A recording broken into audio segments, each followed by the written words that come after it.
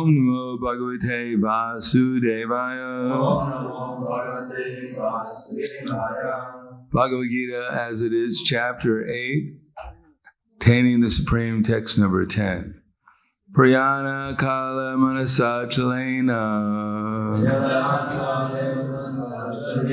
Bhaktya Yukto Yoga Balena Chaiva Puruvara Madhye Pranam Avesha Samyak Satam Paramam Purusham Upaiti Divyam Prayana Kale Manasachalena Bhaktya Yukto Yoga Balena Chaiva Puruvara Madhye Pranam Avesha Samyak Siddham Paramam Purusham Upaiti Divyam.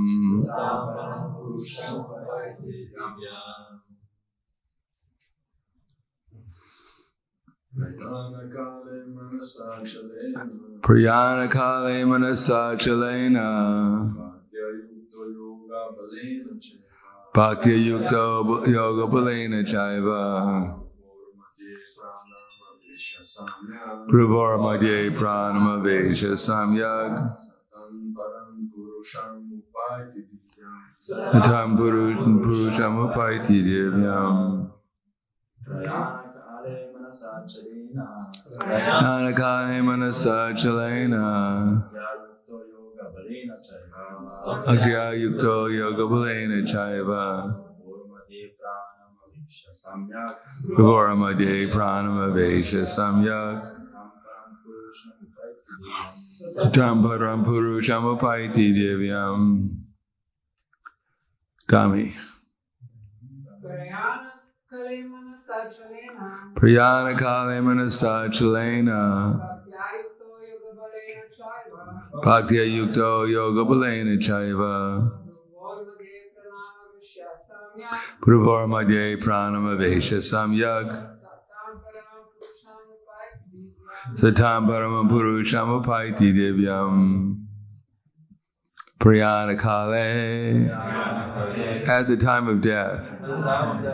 Manasa by the mind.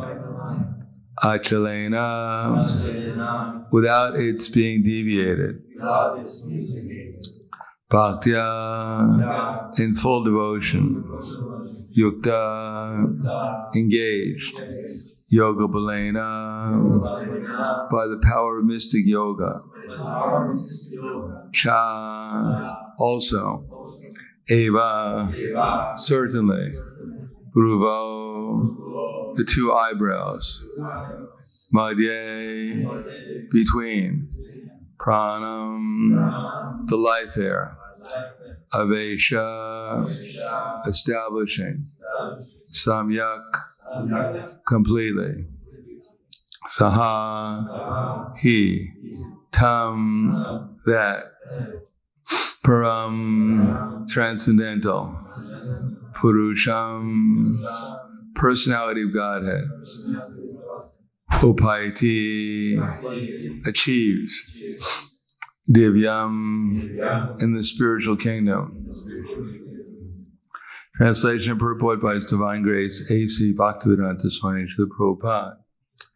One who, at the time of death, fixes his life hair between the eyebrows, and by the strength of yoga with an undeviated mind, engages himself in remembering the Supreme Lord in full devotion, will certainly attain the Supreme Personality of Godhead. Purport. In this verse, it's clearly stated that at the time of death, the mind must be fixed in devotion to the Supreme Personality of Godhead. For those practicing yoga, it is recommended that they raise the life force between the eyebrows to the Agya Chakra. The practice of Shad Chakra Yoga, involving meditation on the 6 chakras, suggested here. Pure devotee does not practice such yoga, but because he is always engaged in Krishna consciousness, at death he can remember the Supreme Personality of Godhead by His grace. This is explained in the verse 14. Particular use of the word yoga balena is significant in this verse because without practice of yoga, whether Shad Chakra Yoga or Bhakti Yoga, one cannot come to the transcendental state of being at the time of death. One cannot suddenly remember the Supreme Lord at death. One must have practiced some yoga system, especially the system of Bhakti Yoga. Since one's mind at death is very disturbed, one should practice transcendence through yoga during one's life. Prayana kali manasa chalena bhaktya yukto yoga balena chaiva purvara madhye pranama vesha samyak satam paramam purusham upaiti divyam. One who at the time of death fixes his life hair between the eyebrows and by the strength of yoga with an undeviated mind engages himself remembering the Supreme Lord in full devotion will certainly attain to the Supreme Personality of Godhead. Namo Vishnu Padaya Krishna Prasthaya Bhutale Srimate Bhaktivedanta Swami Ramane Namaste Saraswatunde Ve Gauravani Pacharane Nirvishesha Srinivadi Paskyadyade Satarne. In the Shastras it said, Kriteta Dayato Vishnu Tretiyam Yashato Mukai Dwarpayam Paricharyam Kalo Tadari Kirtana. That in the age of Satyuga, people were able to meditate directly upon Lord Krishna.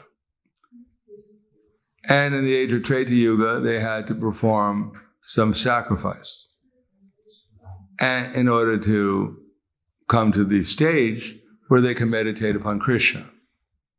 In the age of Dwarka Yuga, they had to do deity worship, so they developed the mood of sacrifice so they can meditate upon Krishna. And in Kali Yuga, we can't do practically anything. But if we chant Hare Krishna, then gradually we can develop some mood that the holy name is the deity, or also the deities in the temple. And so we can develop the service attitude, that is the desire to perform sacrifice, so that we can eventually meditate in trance upon Krishna. Now, in every yuga, chanting is there, and in practice we can see there are examples of yugas where devotees were meditating on Krishna directly through the Ashtanga yoga system. For instance, in Dwarpa Yuga, which is not that far away, a mere 5,000 years ago. For us, it's a long time, but actually in terms of eternal time, it's one moment, 1 second in Brahma's life is practically 100,000 years. So it's only a fraction of Brahma's second, was Dwarpa Yuga. There we have Samika Rishi. He was meditating upon Lord Krishna in trance, and we find that Parikshit Maharaj came and gave him a serpent as a garland because he didn't pay him any attention. He was so much in trance, he didn't even realize what was going on. And then when he got out of his trance, then he saw he was garlanded with a snake, and he just threw the snake away. It wasn't a big thing. Similarly, we find that Dhruva Maharaj in Satyuga was also engaged in trance. It took him only 6 months to reach that perfection of seeing Vishnu. He was so determined. And then we find Kardama Muni, it took him 50,000 years to come to perfection. So what's the difference between Dhruva Maharaj and Kardama Muni? Why did it take in the same epocha 50,000 years for Kardama Muni to actually seek the super soul within his heart, and it only took Dhruva Maharaj 6 months? What's the difference? One was a little slow.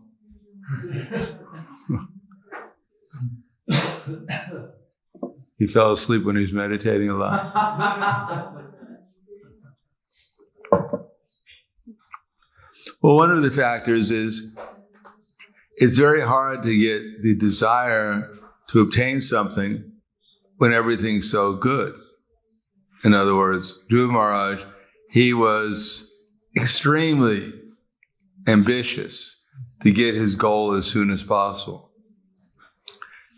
To the extent that he went through extreme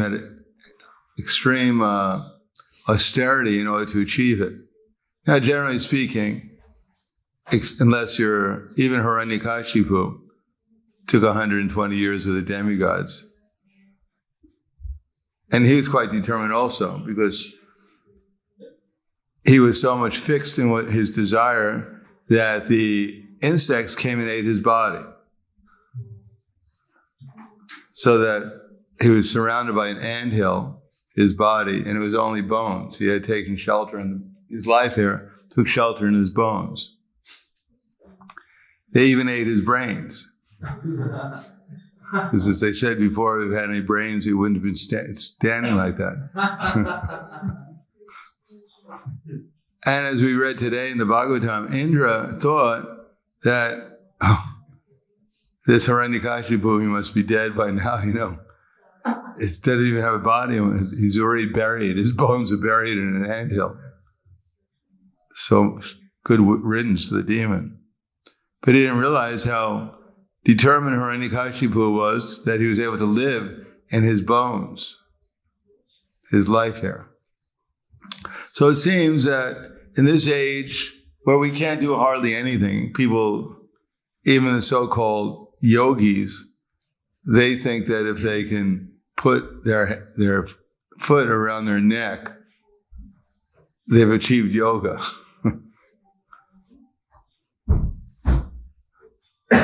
After a while, they'll achieve a hospital bill for breaking the leg. But that's their conception. They have no idea that the goal of yoga is to meditate upon the supersoul within the heart. One time, probably in Vrindavan, he said that we're going to practice the real yoga. He told the devotees to put aside one of the rooms in the Gurukuls and to put some kusha grass on the floor of that room and cover it with a deer skin and a soft cloth and invite people to come and practice real yoga there. No one came, by the way.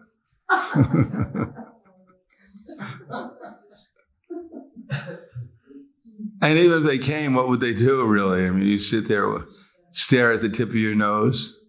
Prabhupada said he used to go by the Ganges and see the yogis meditating, doing pranayama, and he observed that the sound of their pranayama was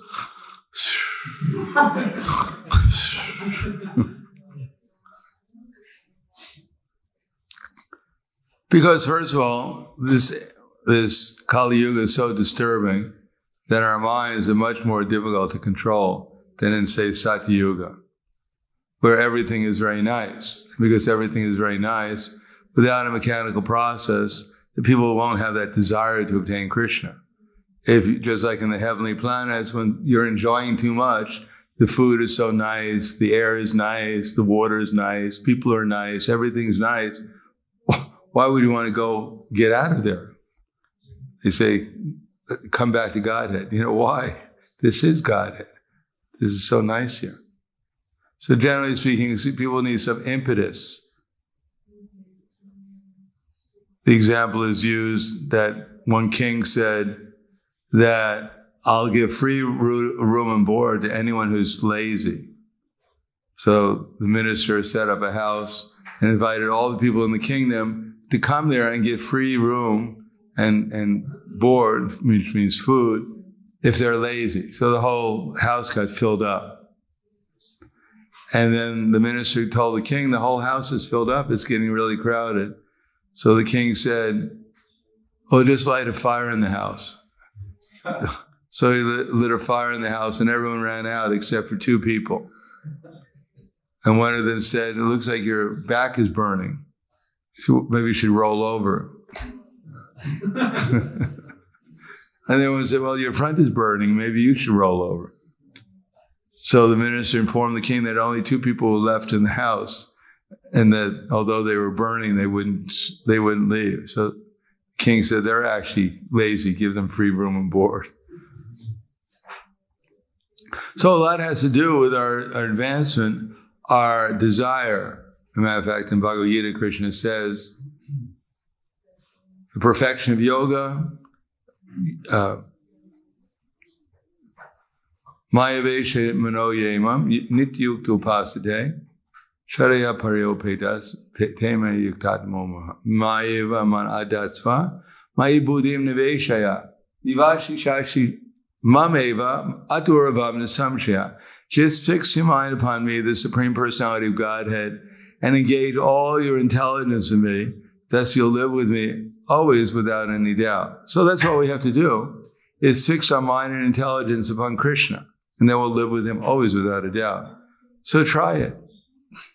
See if you can just, for now on, we're just going to think about Krishna and nothing else. That should last for at least 20 seconds. So it's not so easy, Krishna acknowledges, just to stop all our other desires, all our other thoughts, all our other ideas about what's going on, and just see Krishna everywhere and think about Krishna all the time. So then Krishna says that if you can't do that, ata chitam samadatum nasakshno simai stiram abhyasena yogena tato mamichantum dhananjaya. If you can't do that, then follow the principles of bhakti yoga. And this way, try to obtain the desire to obtain me. In other words, sadhana bhakti. If we don't have that impetus like Dhruva Maharaj had, this intense desire to obtain Krishna as soon as possible, because he was a Kshatriya, a real Kshatriya, and he was so angry and frustrated, burning with desire. Therefore, that was an impetus for him to see Krishna in 6 months. And as far as we're concerned, we may wait for 60 years or 60 lifetimes to see Krishna. It's a slow process, Prabhu.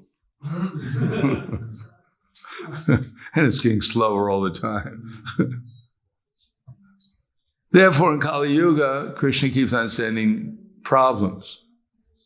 There's a whole ocean of problems because people are so sinful. It's just one problem after another. Kalo doshe ide rajan Nastayeko Mahagunan Kirtanayeva Krishnasya Mukta Sangha Parambrajat. It's not by accident that in Kali Yuga, simply by chanting Hare Krishna, one can obtain Krishna. Because it's an ocean of faults, it's an ocean of problems. And as the problems increase, and people actually, those who are fortunate, Sumedasa, they can take shelter of Krishna in spite of the problems that are going on, in order to get relief from the problems. Just like we can see nowadays, we have this coronavirus, and whatever you think its origins are, wherever it came from, but we can see we're practically powerless. We can, whatever we believe or don't believe, still, if you don't follow, then the powers that be, under Krishna's direction, or Maya's direction, depending how you see it, they'll force you to comply. And everyone was thinking that everything's going to go on so nicely. You know, the economy is, Wall Street is booming. The birds are singing. Everything is so sweet, you know. Everything's just going to get better and better. And at the end, you know, we'll call for a Vaikuntha airplane and it'll take us back to the spiritual world. Uber, Vaikuntha airplane. If the regular shuttle's not running, then we'll call for an Uber. But we can see that's not the way it works. Krishna's not going to allow things so smoothly here. He's going to, just like he sends in Vrindavan, just to, Bhumi Vrindavan, just to give us some impetus to remember him. He sends so many demons. Every day a demon comes and breaks up the cowherd boys playing. Not for us, it's to remind us that there are so many problems in the material world. We have to take shelter of Krishna. Vishwanath Chakravarti Thakur said, the demons come in order to break up the playing, so the cowherd boys, Krishna has to stop playing, the cowherd boys kill the demon, and then they remember to take lunch. so they can take lunch. Yogamaya sends demons every day. But for us, problems are being sent to us so that we can actually take shelter of Krishna. Otherwise, the tendency is complacency. Yes, tomorrow I'll take shelter of Krishna, no problem. Tomorrow I'll chant my rounds with attention. Tomorrow I'll read the books, some book. If there's a book lying around, I'll read it.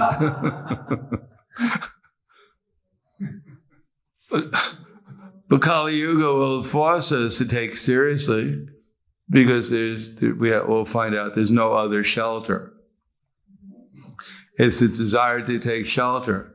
And Satya Yuga, there's very little impetus to take shelter of Krishna, and therefore only some sages who are advanced, and after, they take shelter of Krishna through the process of Ashtanga Yoga. Besides that, there's nothing else to do for them.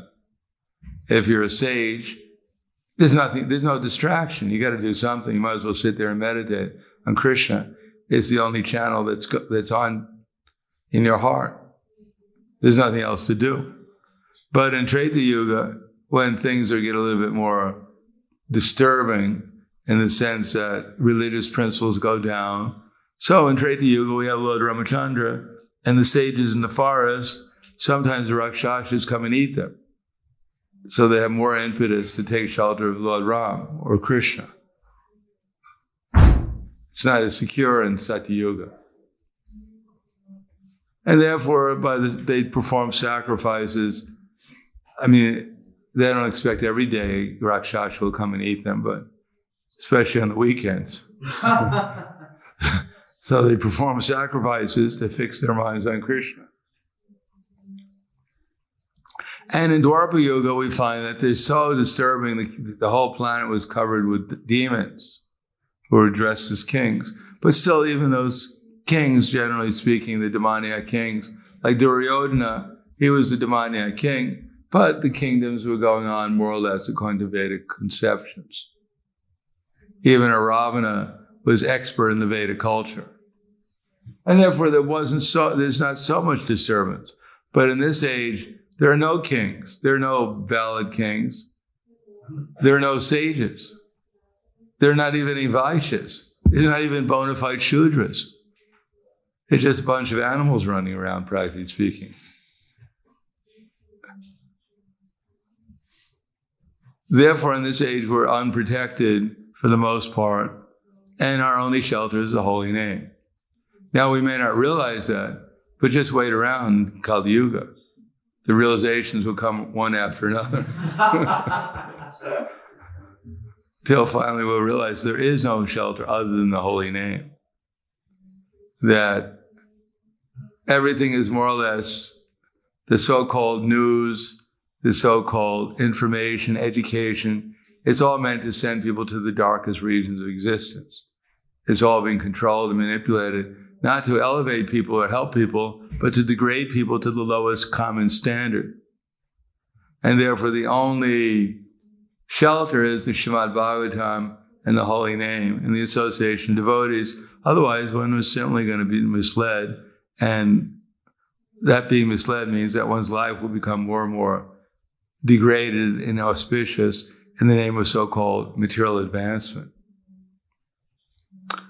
So gradually we'll realize that by the mercy of the holy name, by the mercy of Kali Yuga, that the only shelter is Srimad Bhagavatam, the holy name, and the association of devotees. Other than that, we're shelterless. So I'll stop there. Thank you. Any questions or comments? Yes.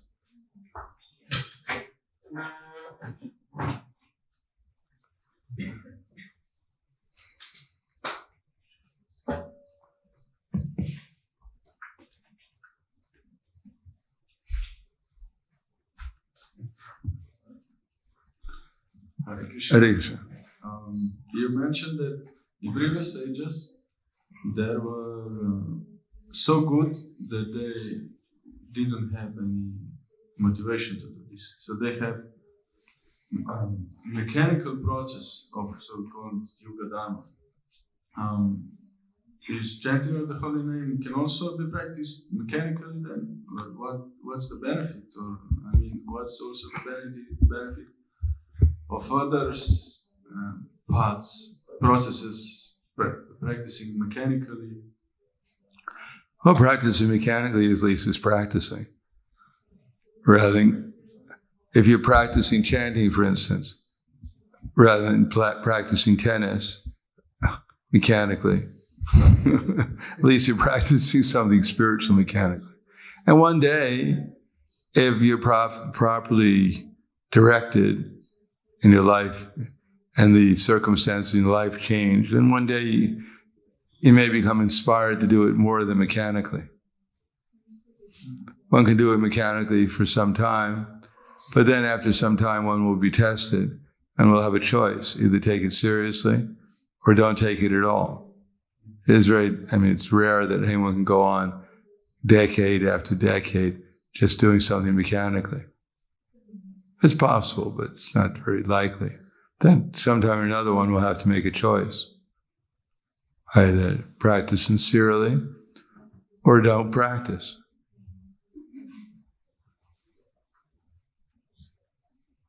We can, as Krishna says in Bhagavad Gita, what does he say? I always forget that first word. Taiva.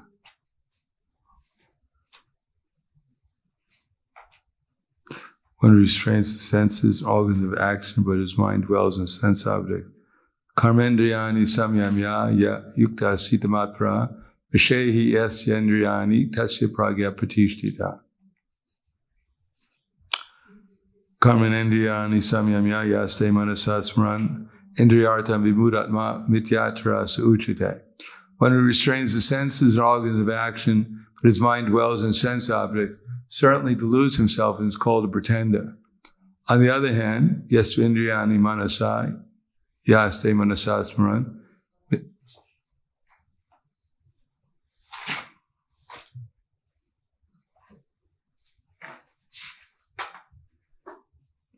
Yastvindriyani manasa niyamya vitarjana karmendriyais karmisa yogam asakta safishishate. On the other hand, if a sincere person tries to control his active senses by the mind and begins karma yoga in Krishna consciousness without attachment, he is by far superior. So for some time, we can practice mechanically, but then after some time, we'll realize we have to make a choice. Either I'm going to chant Hare Krishna, let my mind wander all over the universe, or I'm going to chant Hare Krishna and actually try to chant Hare Krishna and do it properly. If we do it, we just try and make a little effort in that direction, then Krishna will assist us. And we'll learn that there's some better process than mechanically doing it. We should also put some heart into it. We should put some desire into it, some attention into it. I mean, we can't do much, just we can pay attention. And that's enough to help us make some progress, to doing it a little bit more out of voluntarily than just out of mechanically. Some desire, some effort.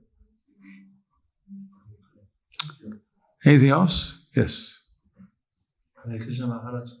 I have a question regarding to tomorrow's day. It's all auspicious Prahladananda, and I'm wondering what is the proper mood, meditation, or attitude to get some spiritual progress on such auspicious days. Chant Hare Krishna with attention. That's how we worship Radha and Krishna. Hare Krishna, Krishna Krishna, Hare Hare, Hare Rama, Rama Rama, Hare. So, chant Hare Krishna. Serve Radha and Krishna in the holy names. That's where they'll be most pleased. Yes? Maharaj, you were mentioning Kardama Muni needing 10,000 years, actually. It was only 10,000. Okay. It was Vishwamrita. Yeah, he did in 10,000 years. Vishwamrita he became a Brahmin in 180,000 years. He got second initiation.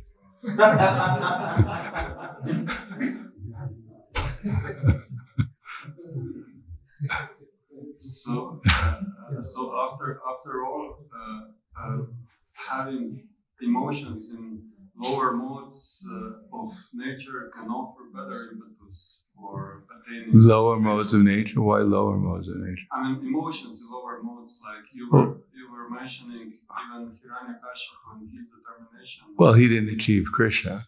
I mean, he did achieve something. Krishna gave him an operation. But as far as his meditation, he didn't really achieve Krishna. He got Brahma's association. He got the demigods association. But he was determined. I just used it as an example of determination, not getting Krishna's association. By determination, you can achieve something, but better to become a little determined to become Krishna conscious. What about another one? He was angry and wanting kingdom greater than his. Yes, but because he had got a spiritual master like Narada Muni and followed his direction, therefore he achieved his desire. But Narada Muni tricked him into achieving Krishna also. He knew he had to get it from Krishna. So he was greatly determined to meet Krishna. Just like the example was given, there was one thief, he was in a lecture and he heard that in Vrindavan there's this boy and he's called Krishna and he's just covered with jewels. So the thief was determined, I'm going to find this boy and steal all his jewels. So he specifically went to Vrindavan. He was very anxious to meet Krishna so he could steal his jewels. So he was so anxious that Krishna appeared before him and he was covered with jewels. So the thief said, give me your jewels. And Krishna said, no, I can't because Mother Yasoda will be angry. So the big argument ensued. And so finally the thief fell in love with Krishna. And then Krishna said, all right, take my jewels. And the thief said, no, I don't want your jewels. I just want to serve you. So that desire to obtain Krishna is very valuable. Yes. For example, what about if we are in ISKCON associating with devotees in Sattvagun, holding hands and everything is nice, or it's better to be frustrated and angry in ISKCON? Well, it's not frustrated and angry that makes you advance. It's taking shelter of Krishna that makes you advance. Just like in Vrindavan, even in the spiritual world, there are no demons, but there are rumors of demons. And because there are rumors of demons, people take shelter of Krishna even more. And here in Vrindavan, Boma Vrindavan, there are real demons who come and attack Krishna. And the residents of Vrindavan, that serves an impetus for the residents to take more shelter of Krishna. Krishna has to lift Govardhan Hill to protect his inhabitants. So they become more attached to Krishna because of that.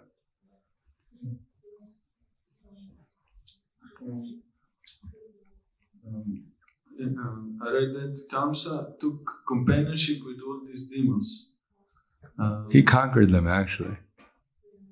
He went around the universe, as it says in the third canto, and he conquered all these demons. And then he brought them here, and they became his ministers.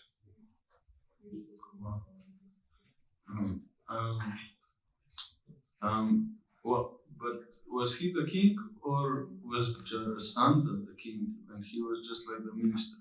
No, he was the king. Jarasandha was under Kamsa. Well, at least he said it was his friend. I guess their relation was more friendly. They were like allies. Oh, like partners. Yeah, they were partners in crime.